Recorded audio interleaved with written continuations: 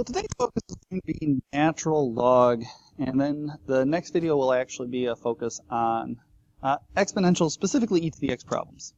Now before I start talking about the calculus, one of the things that I've noticed is that students in general are terrified of natural log and e. It's a strange concept, it's a weird number, but when I think about that, it throws me off, because if there is a number that I'd be more scared of, it would be the number pi, 3.14159. And I started asking myself, what is it specifically that scares students about e versus pi? And when I asked my students and polled my students about that and then considered my thoughts, things that came out were, well, pi is something that's just a multiple. It's a coefficient. It's a proportion between the radius, the diameter, and the circumference of a circle. So it's really easy to deal with. A lot of times it'll either cancel out or we just leave it alone. E in natural log we have to deal with. It's an actual function. But, as I thought about that answer, 2 to the 5th, people aren't scared of that. 2 to the x, people don't seem too terrified by that. They can conceptualize that. And I think one of the big issues people run into is that they don't understand the nature of natural log and e. You see, e was a number that was evaluated by Swiss mathematician, oh my goodness, I can't talk, Leonhard Euler. And he defined e as this limit function, which is really a terrible, terrible limit. But if you think about that, limits are a value that's evaluated from calculus. So that's kind of weird. We've got a number that's evaluated by calculus. And then, even more interesting is, as he was working through problems, he realized that there was a problem with taking an antiderivative of 1 over t dt. Namely, that if I were to take just this problem right here, and I dealt with 1 over t dt, I could rewrite that as the integral of t to the negative 1 dt. But if I use the power rule based off of that, I would get t to the 0 over 0 plus c. Well, that term is undefined, and suddenly we're saying that there is no integral for t to the negative 1, which isn't true. I can see that there is a legitimate area between the curve and the x-axis that should return a value. So as he began working and playing with this natural log, he realized that there was a relationship between this area and the natural log, namely that the natural log of x is actually defined as an integral from 1 to x of 1 over t dt, where x has to be greater than 0. And this led to some really interesting problems, because as I look at this, I realize that e and natural log are not what we're used to. Everything else we've done up to this point are functions and ideas that are defined by algebra itself, or they make sense. They're arithmetic concepts. But natural log and e are numbers that are explicitly defined by calculus. And so the reason why we learned those in pre-cal and algebra 2 is that in pre-cal and algebra 2 we learned the mechanics of e without actually understanding the what is e and the why is e. You see, e and natural log are so closely related to calculus because of how they're defined that when we get to calculus, since algebra 2 and pre-cal are pointing you towards that, they want to set you up so that when you get to the calculus and you use them in the calculus where they will be incredibly prevalent, you can be successful. So, things we need to know. We need to understand some of the properties. We need to know the domain is positive real numbers. We need to know that the range is all real numbers. The function is continuous increasing 1 to 1 and concave down. Looks something like this. We need to know that the natural log of 1 is 0, and we need to know that the natural log of e is 1. These two right here are incredibly important. We need to know those two identities for natural log to be able to truly figure these out. And while these two are really useful in the context of our class today, they're not going to come up very often. College Board has really taken a step back at utilizing these two identities and really is allowing us to simplify some of those identities that we had to work with. The other one that's going to come up that's also equally, almost as important as 1 and 2 is 5. Although even there it's going to be a simplified version of it. We'll typically use that when we want to change limits of integration, things of that nature. So just as a reminder, if I take the derivative of natural log, you get 1 over u du dx. So if I were to take the derivative of natural log of 2x, I would get 1 over 2x times 2, the 2 coming from the chain rule of 2x. So 1 over x. If I take the derivative of x natural log x, I can see that it would be x times the natural log of x. It's a product rule. So we would take the first times the derivative of the second plus the second times the derivative of the first to get 1 plus the natural log of x. And if we were to take the if we were to try to find the derivative of f of x, if f of x were defined as the integral from 3 to natural log of 5x of 2t plus 7 dt, we would realize that that is a second fundamental theorem of calculus, which says that when we integrate and take the derivative, the limit that's a variable will become the new variable in our problem, replacing the t, but we also have to multiply that by the derivative of natural log of 5x, 1 over 5x times 5, giving us 2 natural log of 5x plus 7 over x.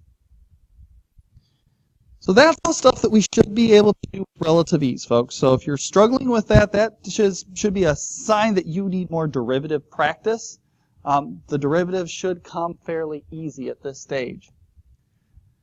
And the goal of today then is, now that we've kind of introduced what is natural log, because we really can't even understand that without having that integral idea, is we need to realize, remember, if we took the antiderivative of this 1 over u as a power rule, we would get nothing.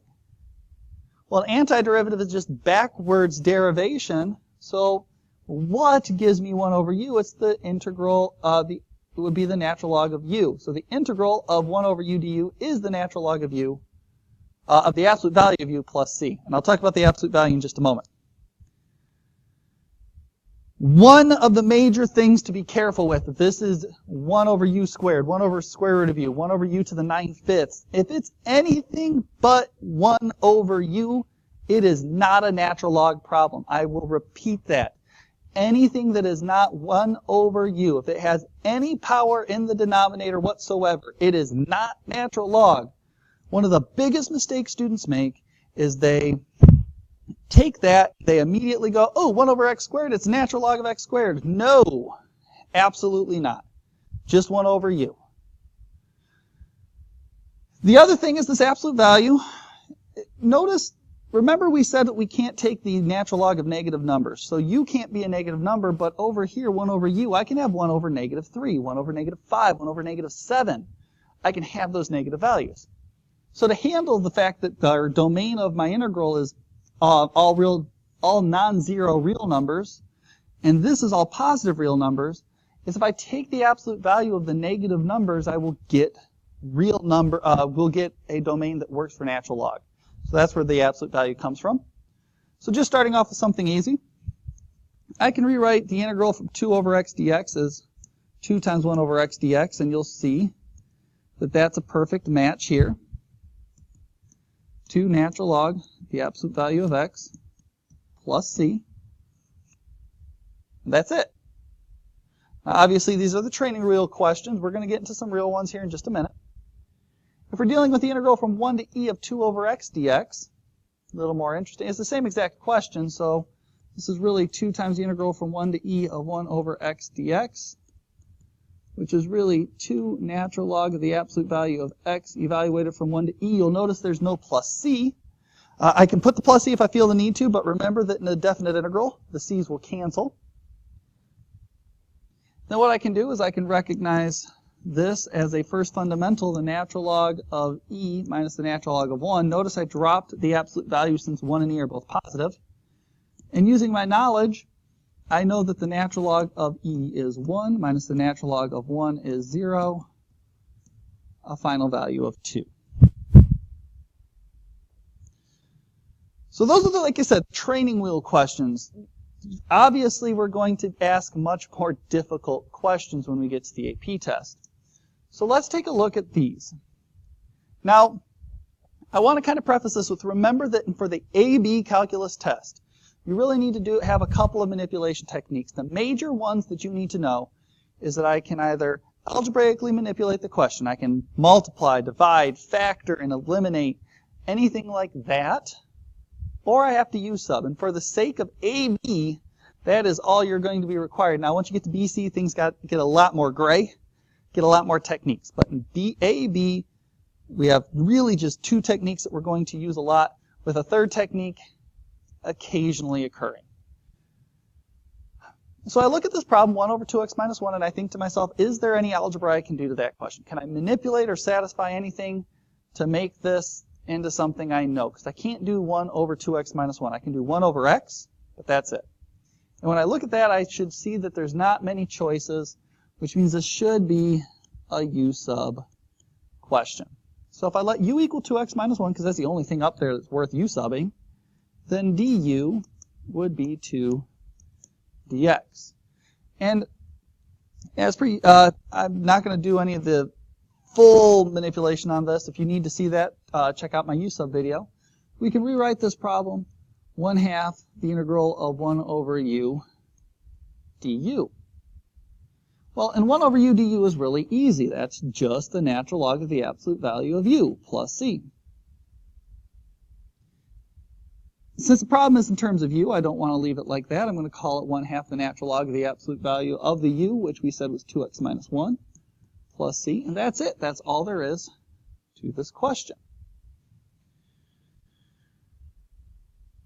Moving on to the next one. The integral of 3x squared plus 1 over x cubed plus x dx. Again, I can either manipulate or u sub. Now, some people might look at this and say, well, I can factor out an x here, call this x squared plus 1, which is close, but you've got a 3x squared plus 1, so manipulation isn't going to work. My question should be, well, if I've either got x cubed plus x or 3x squared plus 1, if I take the derivative of 1, will it cancel out the other side? So if I take a look at x cubed plus x, I can see the derivative of that becomes 3x squared plus 1 dx. And you'll notice that this is a perfect match. 3x squared plus 1 dx, 3x squared plus 1 dx. You have a u sub on hand. This becomes the integral of 1 over u du. Heck, this one looks even easier than this one because this at least had a coefficient. This is literally just 1 over u du. Becomes the natural log of the absolute value of u plus c, which is really the natural log of the absolute value of x cubed plus x plus c.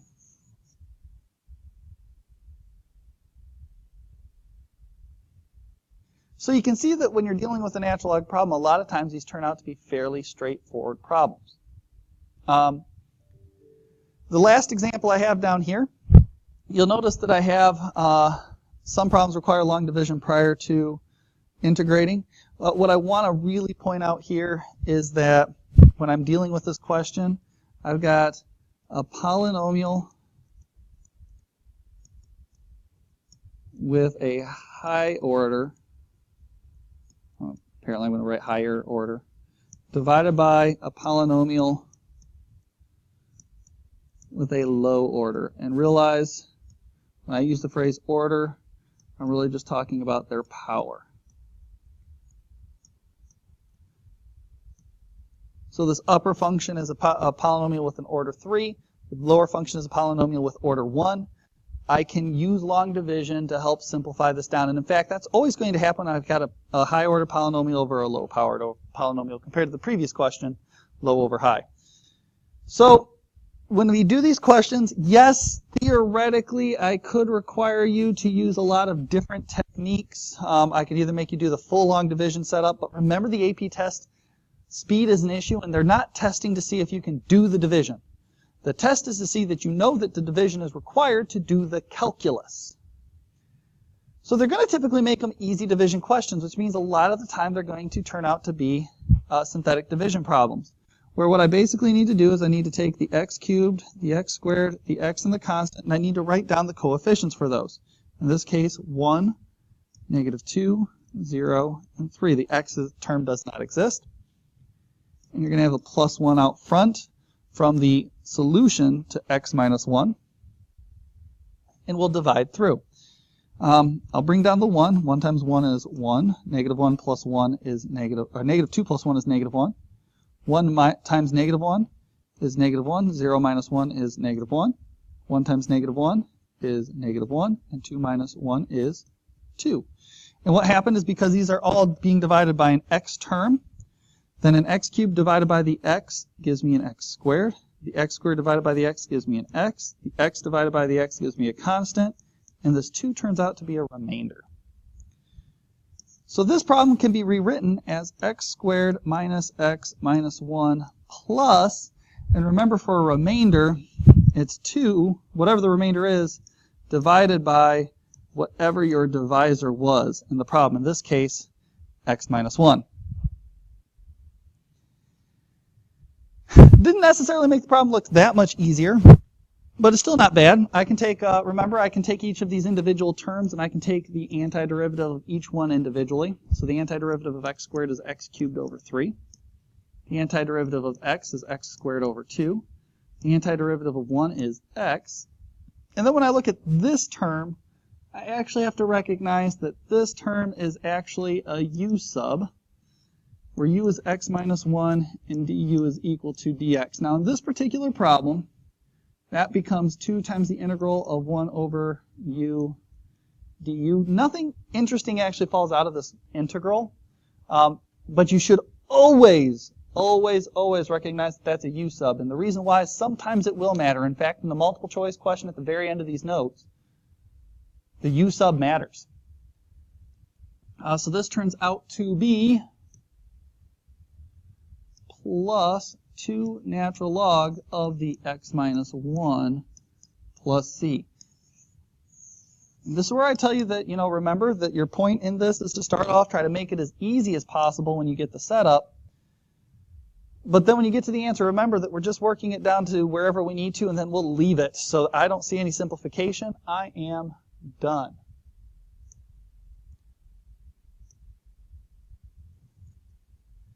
So then we flip over to the next side, and what I like about these is that they look very similar. I look at this top question, 1 plus natural log of x cubed over x from 1 to e dx. And when I look at that particular question, I'm like, okay, algebraic manipulation, I suppose I could cube 1 plus natural log of x, but I really don't want to have to deal with that. And remember that u sub's goal is to undo chain rule. Well, the only spot I see chain rule is 1 plus natural log of x cubed. Now that seems weird, 1 plus natural log x being inside the chain, but when I use my du, the derivative of 1 is 0, the derivative of natural log is 1 over x dx, I'll notice I got dx over x in both of those problems. So this problem boils down to u to the third du. And the only thing I have to do is realize that I need to change my limits of integration when x equals 1 and when x equals 3. I know that u is equal to 1 plus the natural log of x, in this case natural log of 1. And down here u is 1 plus the natural log of e. And suddenly my problem goes from really gross, the integral from 1 to e of the quantity 1 plus natural log x cubed over x dx, to integral from 1 to 2 of x cubed du, or u to the 4th over 4 evaluated from 1 to 2, or 1/4 2 to the 4th minus 1 to the 4th, 15 over 4. The second question is exactly like the previous one, so I'm not going to do anything new, although pay attention to the limits of integration. The final one I want to do with you is the tangent question. Right now you know the antiderivative to several functions. You know the antiderivative to sine, cosine, secant squared, cosecant squared, secant tangent, and cosecant cotangent. But you do not know the antiderivative of tangent. And the reason why is we haven't had the tools yet to derive what that is. I can give it to you, but what's the fun in that? See, I can rewrite tangent as the sine of x over the cosine of x dx. And when I look at that, I'm pretty much guaranteed that this is probably not an algebraic manipulation. I did a manipulation of tangent already, so I don't want to take it back to tangent. This screams u sub to me because I've already manipulated. So I would let u equal cosine of x, making du the negative sine of x dx. Do I see that here? Certainly. Now, just as a point of order, just so you can see it, if u were selected as the sine of x, then du would be the cosine of x dx. The problem here is this is cosine of x dx. This is dx over the cosine of x. So that would not work. It has to be u as cosine. That's the only choice you have. So I look, this easily integrates down to the negative integral of 1 over u du, or the negative natural log of the absolute value of u plus c. And we already know what the u was. It was cosine.